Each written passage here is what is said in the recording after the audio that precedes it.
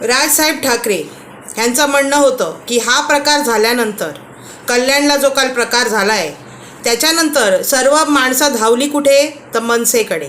म्हणजे जेव्हा असा मराठी माणसावर हल्ला होतो तेव्हा लोक फक्त मनसेकडे बघतात की मनसेच आपल्याला आधार देईल. मग जेव्हा निवडणुका होतात तेव्हा हा विचार किंवा हा दृष्टिकोन जातो कुठे, हे राजसाहेब ठाकरेंचं म्हणणं होतं. आणि ते अतिशय बरोबर आहे, कारण त्यांनी हा टोला लगवलेला आहे की जर तुम्हाला वाटतं की आम्ही जर तुम्हाला वाचवू शकतो, मग तुमचा जर एवढा विश्वास आहे आमच्यावर, तर तुम्ही का नाही आमच्यावर विश्वास दाखवत निवडणुकांच्या वेळी, हे त्यांचं म्हणणं होतं.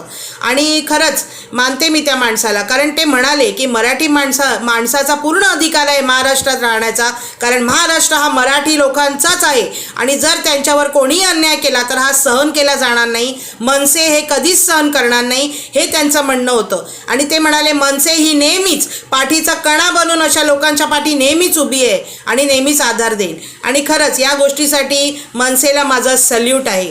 तुमचं काय म्हणणं आहे, तुम्हाला पटतंय ना हे? कारण वेळेला जो उभा राहतो ना तोच खरा असतो आणि हे मनसे नेहमी दाखवून देते. आणि त्यामुळे मनसे ही खरंच किंग मेकर आहे, किंग आहे, हे माझं म्हणणं आहे.